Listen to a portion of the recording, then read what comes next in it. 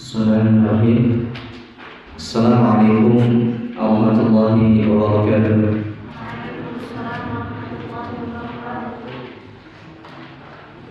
Alhamdulillahirabbil alamin.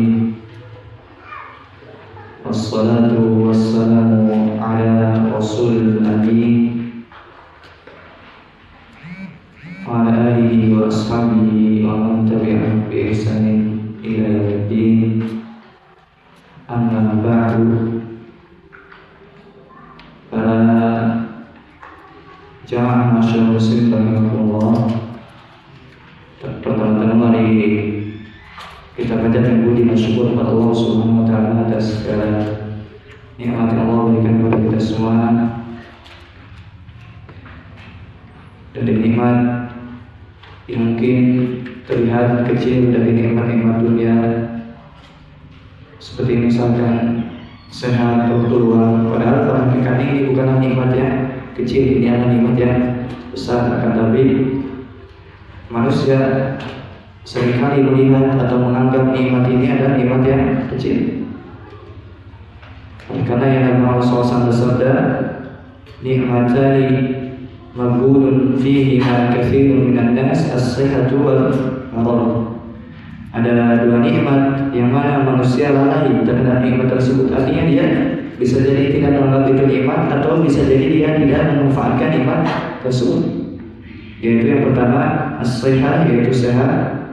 Kemudian yang kedua waktu luang. Jadi nikmat sehat dan waktu luang adalah nikmat yang besar, dan kita alhamdulillah Allah berikan nikmat tersebut, sehingga dengan nikmat sehat ini, nikmat waktu luang, kita bisa melanjutkan pembelajaran kita pada malam hari ini. Baik, kita masih membahas kitab apa kemarin? Ta'zimul Ilmi, yaitu apa artinya? Memuliakan ilmu, yang ditulis oleh Syekh Shalih Al-Utsaimin Al-Utsaimin rahimallahu atau hafizallahu ta'ala. Beliau masih hidup. Kemarin sudah kita bahas apa terkait muqaddimah, bahwasanya seorang bisa mendapatkan ilmu sesuai dengan kadar apa? Kadar pengakuan dia terhadap ilmu. Semakin dia melakukan ilmu, semakin besar ilmu yang ia akan dapatkan. Maksudnya ilmu yang bermanfaat. Kan bisa jadi seorang misalkan dia banyak ilmunya, tetapi ternyata ilmunya tidak bermanfaat. Jadi maksud ilmu di sini adalah ilmu yang bermanfaat. Kemarin sudah disinggung yang pertama, seorang dianggap melakukan ilmu apa kemarin? Apa kemarin poin pertama, seorang dianggap melakukan ilmu dengan cara apa? Mensucikan pada ilmu. Asalnya itu apa? Hati. Semakin bersih wadahnya, maka semakin besar kadar ilmu yang dia akan dapatkan. Ini yang pertama. Kemudian masuk kita yang kedua, yaitu ikhlasun niyati fihi. Yang kedua, seorang dianggap melakukan ilmu ketika dia ikhlas dalam menuntut ilmu. Jadi yang pertama adalah seorang dianggap melakukan ilmu dengan cara membersihkan hati. Kemudian yang kedua, dia dianggap melakukan ilmu dengan cara mengikhlaskan niat dalam menuntut ilmu. Nah, pertanyaannya, apakah ikhlas ini termasuk hal yang dapat membersihkan hati atau tidak? Ya? Ikhlas ini termasuk hal yang dapat membersihkan hati atau tidak? Iya. Jadi poin ke-1 dan kedua ini erat kaitannya. Seorang jika hatinya bersih, maka otomatis dia akan ikhlas kepada Allah Subhanahu wa taala. Dan sebaliknya ketika hatinya kotor, apa bisa jadi apa? Dia tidak ikhlas. Jadi dua poin ini, antara bersih hati dan ikhlas, itu apa? Erat kaitannya. Tidak mungkin bisa dipisahkan. Baik. Qala al-muallifu hafizallahu ta'ala, berkata penulis, semoga Allah menjaganya, inna ikhlasul a'mali asasul qabuliha, bahwasanya ikhlas dalam beramal itu apa? Merupakan fondasi diterimanya amalan. Fondasi itu apa? Sesuatu yang menjadi sandaran. Contoh misalkan fondasi rumah apa? Fondasinya apa? Ya, cekannya itu. Kira-kira kalau misalkan ada fondasinya, bisa tidak? Kalau nggak ada pondasinya bisa nggak? Bisa, mungkin cuma roboh, cuma dipasang mungkin apa sekedar besi gitu kemudian dibangun roboh. Nah ini amal itu apa? Atau ikhlas itu merupakan asas atau pokok seorang bisa diterima amalnya oleh Allah Subhanahu wa Ta'ala. Kenapa syarat diterima amal ada berapa? Dua. Yang pertama ikhlas, yang kedua mutaba'ah, yaitu ittiba, mencontoh Nabi Muhammad SAW. Nah, yang kita akan bahas di sini apa? Ikhlas. Nah, menuntut ilmu ibadah bukan? Berarti dalam iman ini perlu nggak ikhlas? Perlu. Begitupun kata penulis Rahimahullah Ta'ala, wa sunnah usuriha, dan ikhlas ini termasuk hal yang dapat mengantarkan seorang mendapatkan ilmu. Jadi kalau misalkan kita belajar, misalkan tahunan, tapi ternyata misalkan kita tidak dapat ilmu, pertanyakan ya kita. Tapi jangan sampai misalkan, ya udah misalkan saya tahunan gak dapat ilmu, misalkan, ya udah jangan menuntut ilmu, enggak, bukan seperti itu.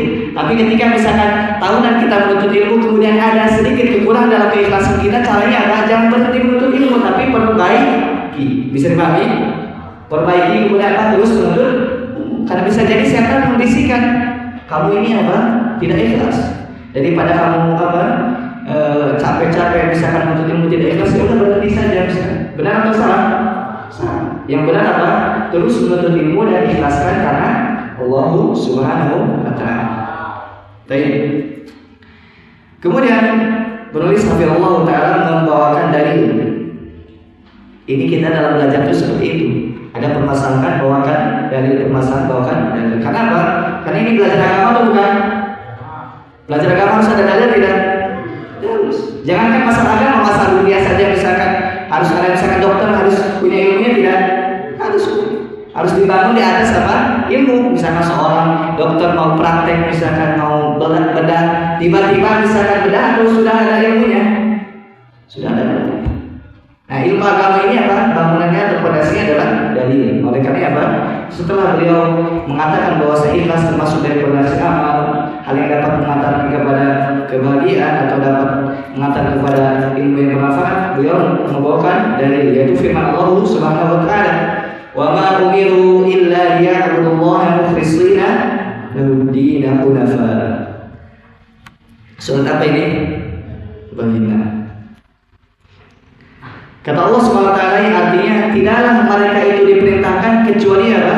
Beribadah kepadaku dalam keadaan ikhlas dan apa? Dan hunafa, contoh kepada tauhid dan berpaling daripada syirik. Jadi Allah memerintahkan kita itu apa? Untuk beribadah dengan ikhlas. Pertanyaan ikhlas itu apa? Ikhlas itu apa? Ikhlas itu dalam beramal kita hanya ingin pahala dari Allah. Itu gampangnya. Jadi ikhlas itu apa? La yuridu syai'an min umuri dunya, tidak menginginkan sesuatu dari dunia ini. Ketika dia beramal, misalnya ketika dia berdakwah, apa yang penting Allah ridho. Jangan sampai ketika berdakwah, ketika beramal, misalkan kalau manusia ridho, saya akan beramal. Kalau manusia tidak ridho, saya tidak akan beramal. Ini salah atau benar? Salah. Ketika kita misalkan berjalan di atas agama ini, maka jangan dia komentar, jangan peduli. Ternyata misalkan kita amal ma'ruf itu apa? Menyuruh kepada yang baik. Kemudian nahi mungkar, yaitu apa? Mencegah dari yang buruk. Ternyata misalkan ketika amal ma'ruf nahi mungkar kita misalkan dicela, bagaimana? Berhenti atau terus? Terus, jangan peduli. Misalkan si fulan misalkan apa? Cari muka misalkan. Bukan cari muka, cari pahala dari Allah Subhanahu wa Ta'ala. Ketika kita memerintahkan ketika kita memerintahkan yang baik, ketika kita melarang yang buruk, bukan pahala manusia yang kita inginkan, pahala dari Allah. Jadi tidak perlu misalkan ketika kita mengajak kepada kebaikan, mencegah dari kemungkaran, manusia mau ngomongin mau itu kan terserah. Yang penting Allah ini ikhlas. Paham tidak? Paham tidak? Jadi ikhlas itu apa? Ketika beramal hendaknya mencari wajah Allah, mencari keridhaan Allah, mencari surga. Ternyata ketika kita misalkan berusaha ikhlas mencari ridho Allah, ternyata dapat dunia gimana? Ya kalau tidak diniatkan tidak menjadi masalah. Insyaallah. Bisa dibedakan tidak? Oleh karenanya kata Hasan Al-Basri rahimahullah Ta'ala, aku melihat itu ada seorang yang dia menuntut ilmu agama karena Allah, karena akhirat, tapi dunia ikut bersama dia. Banyak tidak yang seperti itu. Kita berprasangka baik kepada misalkan para ulama, ada yang mereka kaya, terus kita berprasangka baik apa? Mereka ikhlas, tapi dunianya itu tidak. Berbeda dengan orang misalkan niatnya dunia saja, kata Hasan Basri, akhirat itu tidak akan ikut. Bisa dipahami. Kalau misalkan seorang mencari akhirat kemudian dunianya dapat bonus, jadi masalah. Yang penting tidak diniatkan. Beda dengan orang misalkan mencari dunia yang dapat, akhirat dapat tidak? Tidak. Jika seorang dalam menuntut ilmu agama ini dalam beramal dia mencari dunia, akhiratnya tidak mungkin dapat. Berbeda dengan orang misalkan dalam beramal dia hanya ingin Allah Subhanahu wa taala. Karena apa? Ada dunia misalkan datang kepada dia dan tanpa ia niatkan maka boleh diambil. Allah besar. Bisa dipahami tidak? Oleh karena kata Nabi Muhammad SAW, barang siapa yang menjadikan keinginannya itu keinginan yang satu, ini dicatat. Kata Nabi Muhammad SAW, barang siapa yang menjadikan keinginan yang satu itu akhirat Allah Subhanahu wa taala, maka Allahu amrah, Allah akan permudah urusannya. Jadi seorang jika mengharapkan negeri akhirat, jika ingin keridhaan Allah, Allah akan permudah urusannya. Wa ja'ala ghinahu fi qalbi, dan Allah akan jadikan kekayaan dalam hatinya. Lihat, ini sandaran Muhammad SAW. Wajib diyakini tidak? Wajib. Kata Nabi Muhammad SAW, siapa yang ingin negeri akhirat, dia inginnya Allah Subhanahu wa taala, ingin surga, maka Allah akan permudah segala urusannya, akan kumpulkan, kemudian hatinya akan kaya. Hatinya akan kaya. Kalau hati sudah kaya, kira-kira butuh aluran tanah manusia tidak? Tidak, sudah kaya dari Allah Subhanahu wa taala hati. Oleh karena kata Nabi Muhammad SAW apa? Laisal ghina an kafratil ard walakinal ghina ghina nafs. Yang ada kaya itu bukan kayanya harta, bukan. Betapa banyak orang kaya luar biasa hartanya, tapi apa? Fakir, dia terus kepala di kaki, kaki di kepala. Mau siap, mau malam terus cari dunia. Ya Allah jadikan apa? Caranya tidak bisa. Bisa dipahami tidak? Ya orang yang mencari negeri akhirat, maka Allah akan permudah segala urusannya. Kemudian hatinya akan kaya.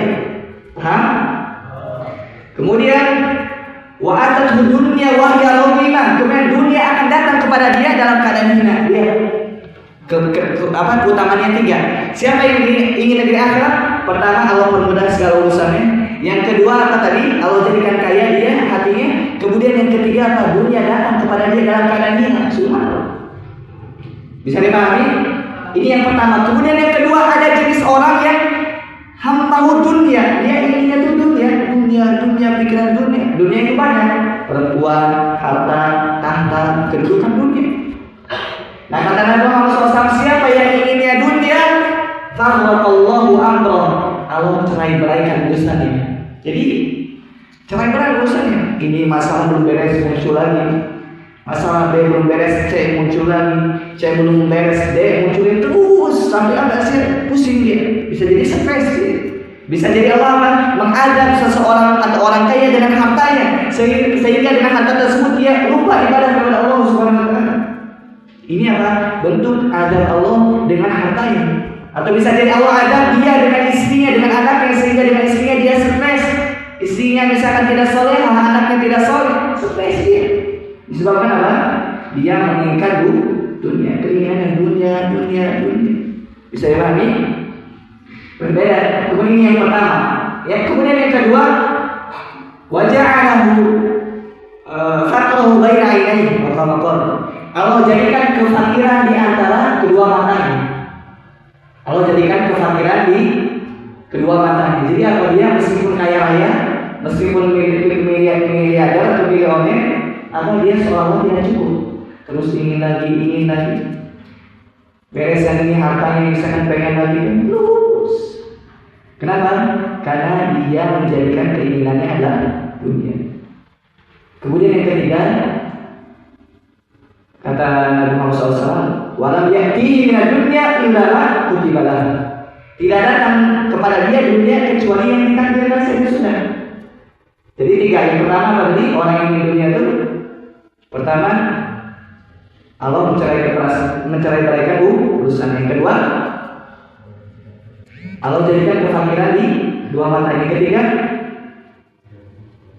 tidak datang kepadanya dari dunia kecuali yang sudah diberikan. Lihat perbedaannya. Yang pertama tadi karena Allah lebih akhirat. Yang pertama apa tadi? Allah mempermudah segala urusannya. Kemudian yang kedua apa tadi? Hatinya akan qanaah, kaya. Kemudian yang ketiga, dunia akan datang pada dalam kalian. Lihat, ini bertolak belakang tidak? Bertolak belakang. Jadi ngapain cari dunia?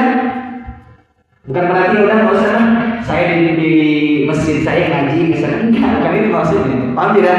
Jangan sampai misalkan sudah kajian ini nggak mau sekolah, sudah ngaji saja di masjid, bukan seperti itu. Tapi maksudnya apa? Hendaknya kita dalam menuntut ilmu ini apa? Kita jadikan menuntut ilmu ini sarana untuk mendapatkan negeri akhirat. Dengan belajar ini apa? Kita misalkan nanti bisa mengajari orang lain. Dengan belajar ini apa? Kita bisa beramal. Itu bukan berarti apa? Kita tidak meninggalkan dunia seluruhnya, tidak. Karena di dunia pun apa? Kita butuh tidak? Butuh. Dunia pun kita butuh. Akan tapi apa? Ketika mencari dunia itu apa? Niatkan karena misalkan dari kalian misalkan tidak ingin jadi ustaz, tapi ingin jadi misalkan apa? Pengusaha tidak jadi masalah. Akan tapi apa? Niatkan ketika jadi kalian pengusaha itu apa? Supaya bisa kalian misalkan membantu kaum muslimin dengan harta-harta kalian. Kemudian apa? Membangun masjid, misalkan ketika ada donasi dan seterusnya, membangun pangan. Kan tidak mungkin semua jadi ustaz. Mungkin tidak. Kalau semua jadi ustaz, nanti siapa yang mendengarin? Betul tidak? Betul. Tapi yang paling mulia apa? Yang paling mulia adalah orang yang menyampaikan ilmu, karena mereka adalah waris para nabi. Seperti paham tidak maksudnya? Jadi meskipun kita misalkan apa bergelut dengan dunia, niatkan ketika kita bergelut dengan dunia itu apa? Mencari ridho dari Allah Subhanahu wa taala. Bisa dipahami? Baik. Kita lanjutkan. Kata penulis Rasulullah Taala, wa fi sahihaini an Umar radhiyallahu anhu anna Rasulullah sallallahu alaihi wasallam qala al-a'malu binniyah, atau di dalam riwayat lain disebutkan innamal a'malu binniyah wa likulli imrin ma nawa. Seorang itu mendapatkan sesuai dengan kadar niatnya. Innamal a'malu binniyah, sesungguhnya amal itu apa dinilai tergantung niatnya. Dan seorang mendapatkan dengan kadar niatnya.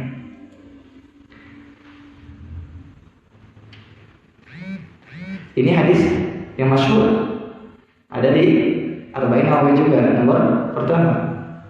Innamal a'malu binniyati wa likulli imrin ma nawa. Faman kanat hijratuhu ila Allah wa rasulihi fa hijratuhu ila Allah wa rasulihi. Barang siapa yang hijrahnya karena Allah, maka apa? Hijrahnya kepada Allah dan Rasul.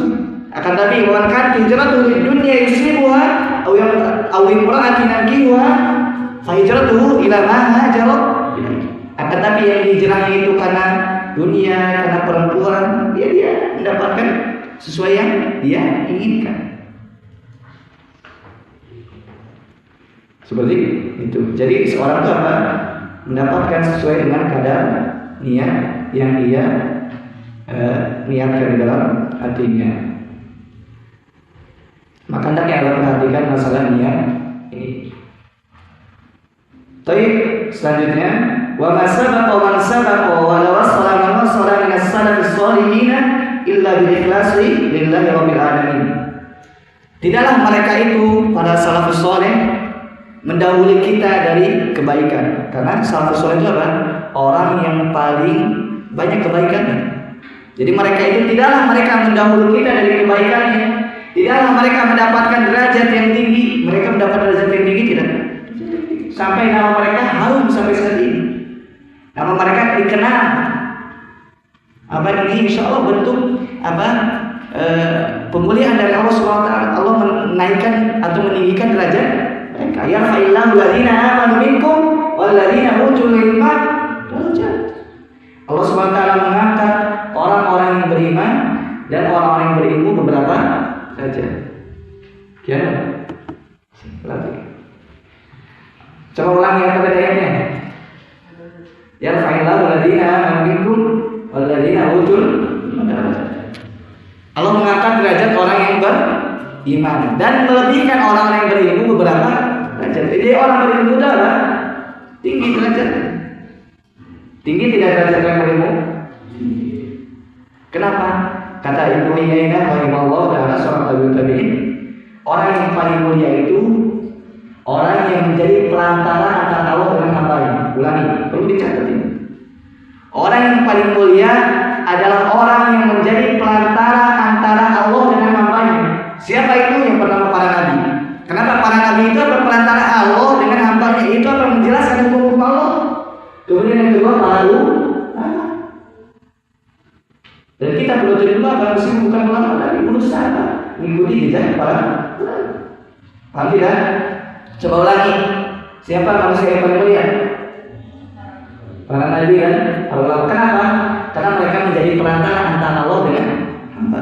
Perantara apa maksudnya? Menjelaskan hukum-hukum Allah, menjelaskan syariat Allah Subhanahu wa ta'ala. Jadi ada harapan apa? Sebagai kalian ada yang jadi ustaz menyampaikan apa? Agama. Meskipun tidak menjadi ustaz apa? Ya paling tidak nanti jadi pengusaha yang membantu misalkan mahalnya, biayanya dan seterusnya. Yang penting apa? Mesti kalian itu berkecimpung di dunia dakwah, meskipun tidak dengan ilmu, dengan harta, dengan pikiran, dengan tenaga. Misalkan bisa mengajar di mahal dan seterusnya. Paham tidak? Ada pertanyaan? Tidak ya? Nanti di akhir insyaallah pertanyaan.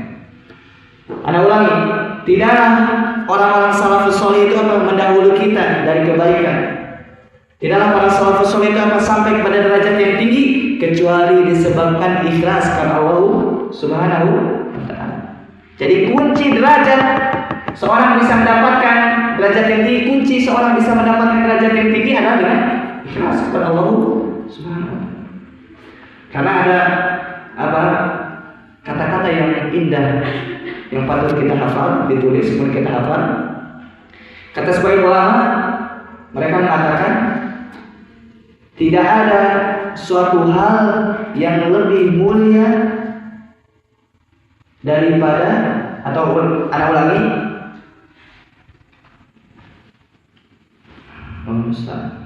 jadi tidak ada hal atau tidak ada sesuatu hal yang lebih mulia daripada ikhlas. Kenapa? Karena dengan ikhlas ini seorang akan mendapatkan kadar taufik dari Allah Subhanahu wa ta'ala. Jadi seorang yang ikhlas itu akan mendapatkan taufik dari Allah Subhanahu wa ta'ala. Ketika seorang mendapatkan taufik dari Allah Subhanahu wa ta'ala, hidupnya akan dia tentram, bahagia, sentosa, sejahtera. Jadi ketika seorang ikhlas, maka dia akan mendapatkan taufik. Ketika dia mendapatkan taufik, kehidupannya akan bahagia, tenang, sejahtera, sentosa dan seterusnya. Jadi kunci kebahagiaan adalah ikhlas. Dengan ikhlas ini seorang hafalannya mudah, pemahamannya mudah, dalam beramal mudah, dalam meninggalkan maksiat mudah segala urusan. Misalkan dalam ketika ada permasalahan Allah selesaikan urusan dan sebagainya. Yang orang yang ikhlas itu akan mudah segala urusan.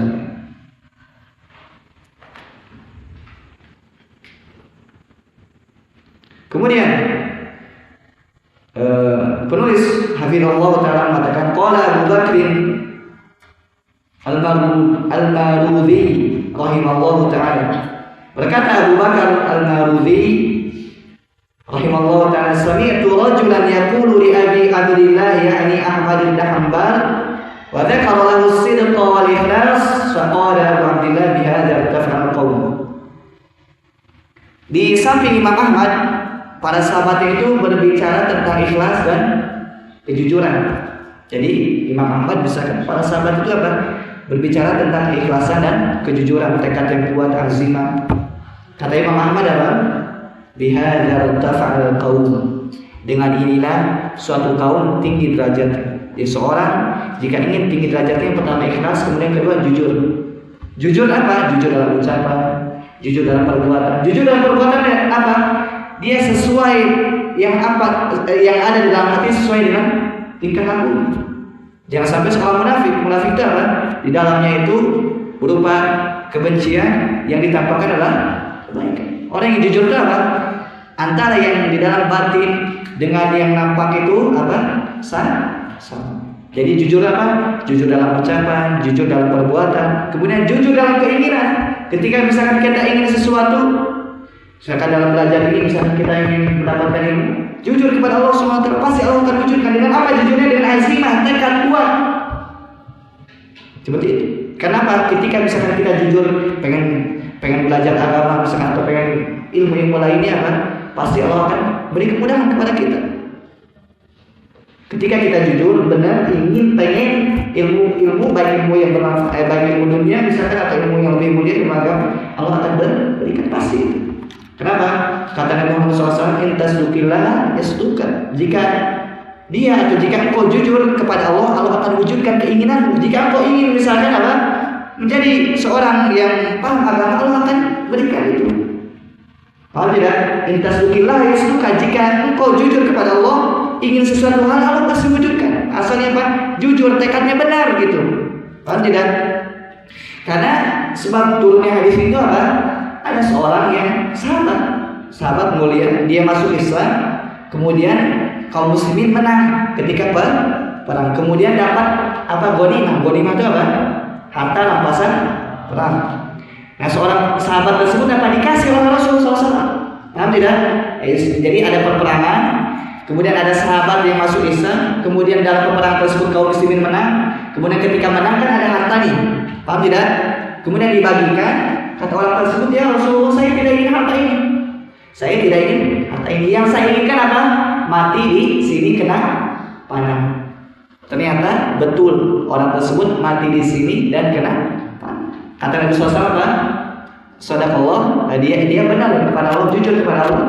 Maka Allah jujur kepada dia. Artinya Allah wujudkan keinginan. Jika misalkan kita pengen dan ingin jujur suatu hal, pasti Allah akan wujudkan. Tapi bisa dipahami tidak? Tapi kita lanjutkan. Wa inna ma yunalul ma'u al-ilma ala qadri ikhlasihi, masyaallah. Kata Syekh hafizallahu taala, seorang mendapatkan ilmu sesuai dengan kadar keikhlasannya. Seorang mendapatkan ilmu sesuai dengan kadar keikhlasannya. Semakin tinggi keikhlasannya, semakin tinggi ilmu. Semakin lemah keikhlasannya, semakin sedikit ilmunya. Kalau misalkan sedang ilmunya juga sedang. Apalagi kalau tidak ikhlas, berarti tidak ada ilmu. Maksudnya ilmu yang bermanfaat. Karena bisa jadi seorang misalkan hafalan yang kuat, pemahaman yang luar biasa, tapi ternyata ilmunya tidak bermanfaat. Karena bukti ilmu yang bermanfaat itu apa? Ikhlas. Ketika ikhlas apa? Ikhlas itu tempatnya di mana? Hati. Ketika seorang misalkan ikhlas, di dalam hatinya baik apa? Akan muncul dalam ucapannya baik. Dalam pendengarannya, dia mendengar yang baik-baik, melihat yang baik-baik. Maka apa? Kita berusaha untuk menjelaskan ya karena Allah Subhanahu wa ta'ala. Baik, pertanyaannya akan muncul misalkan. Wal ikhlasu fil ilmi yaqumu ala arba'ati usulin. Ikhlas dalam menuntut ilmu itu ada 4. Jika misalkan tanya, Ustaz, gimana saya bisa ikhlas dalam menuntut ilmu? Ada 4. Biha tatahaqqaqu niyatul ilmi lil muta'allimi dan qasadaha. Dengan mewujudkan 4 hal ini akan terwujud ke ikhlasan. Dicatat. Yang pertama apa? Raf'ul jahli an nafsihi. Ini yang pertama. Seorang dikatakan ikhlas ketika dia niatkan dalam menuntut ilmu itu apa? Untuk menghilangkan kebodohan pada diri dia. Jadi niatkan ketika kita belajar apa? Supaya kita menghilangkan kebodohan yang ada dalam diri kita. Karena setiap dari kita awalnya bodoh tidak? Bodoh. Karena tidak ada orang misalnya lahir ke dunia tiba-tiba apa? Jadi pintar misalnya. Pertanyaan, Imam Syafi'i ketika lahir ke dunia tiba-tiba hafal Quran tidak? Tidak. Allahu yakhrujukum min butuni ummahatikum la ta'lamuna syai'an. Allah yang mengeluarkan kalian dari perut ibu-ibu kalian dalam keadaan kalian tidak tahu apa-apa. Jadi kita tidak tahu apa-apa. Sama antara kita dengan Imam Syafi'i, sama apa ya? Enggak sama ilmu ya, tapi sama keluar ketika keluar dari perut ibu kita sama. Imam Ali Al-Sa'ad sama keluar dari perut ibu dalam keadaan tidak tahu. Tidak ada misalkan lahir tiba-tiba misalnya langsung baca Al-Fatihah misalnya. Ada tidak? Yang ada apa? Nangis. Nangis tidak? Nangis. Enggak langsung baca Al-Fatihah misalnya. Enggak. Tapi apa? Ketika lahir ke dunia apa dalam keadaan tidak tahu. Nah, kita ketika menuntut ilmu apa? Niatkan supaya apa? Kebodohan kita itu apa? Terkikis sedikit demi sedikit. Karena maksudnya kita itu bodoh. Manusia itu akan disifati zaluman jahulan. Allah menyifati manusia itu apa? Dalam keadaan zalim dan jahil. Zalim itu apa? Ini dia wa'du syai' wa syai' wa ala ghairi makani. Yaitu dia meletakkan sesuatu bukan pada tempatnya. Misalkan Allah menciptakan manusia untuk taat, dia tidak taat. Zalim. Allah meletakkan manusia supaya taat. Jadi apa? Manusia ini zalim, kemudian jahulan, luar biasa bodohnya. Oleh karena apa? Supaya kita tidak bodoh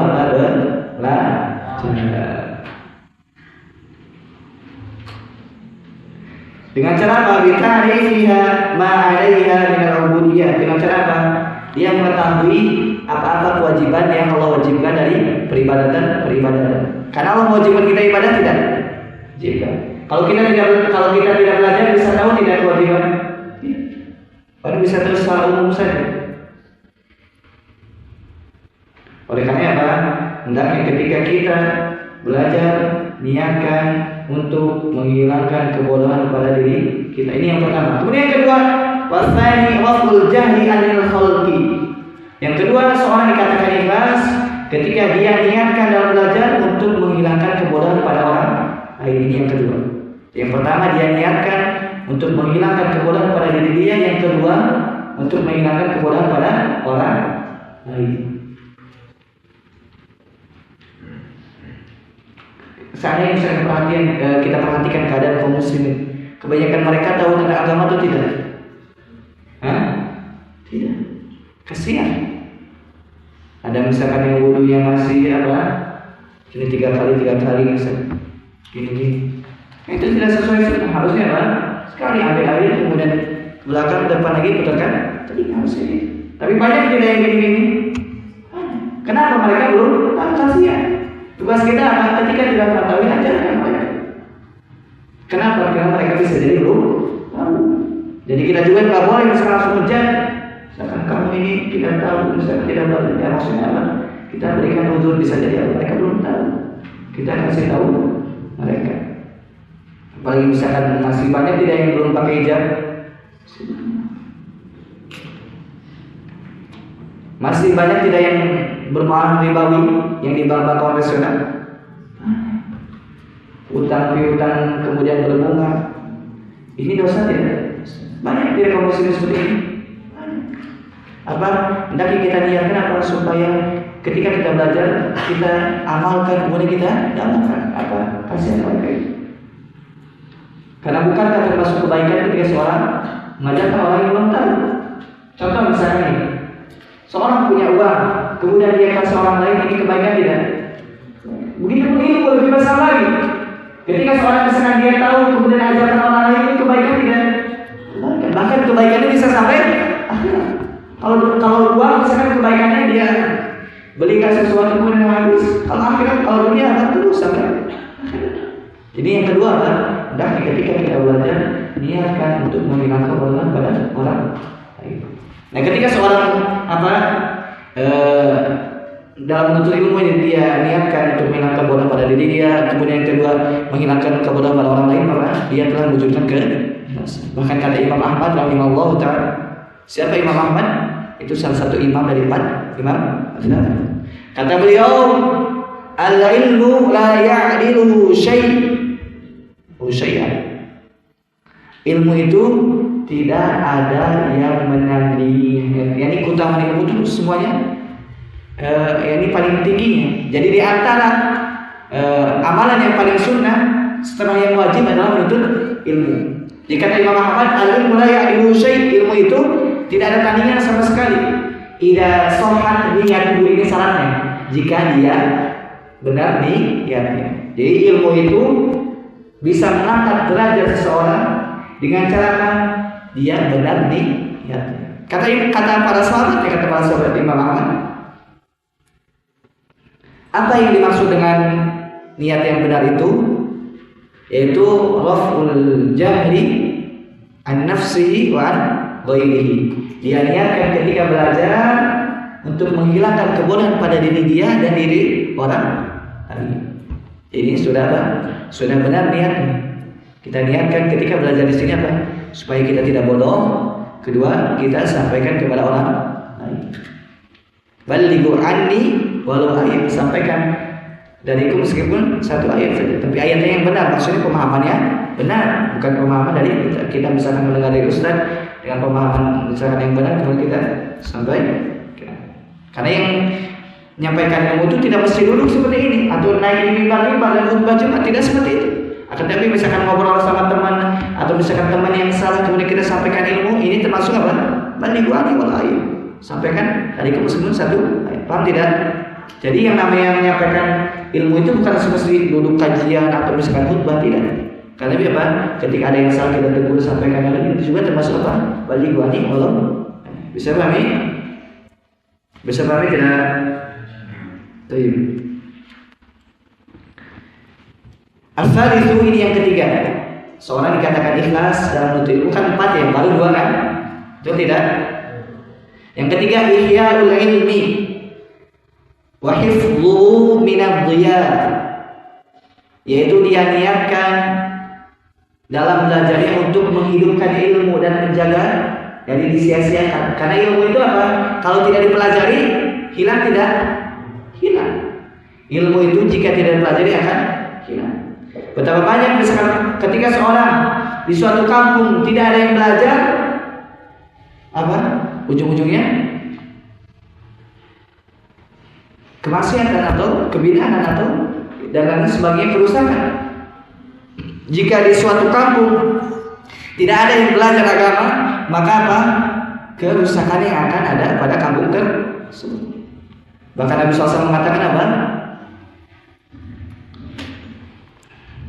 Hatta la yabqa alimun, ketika tidak ada seorang alim pun, seorang yang berilmu, ittakhadun nas ru'usan juhala, manusia itu apa? Menjadikan pemimpin mereka itu orang-orang bodoh.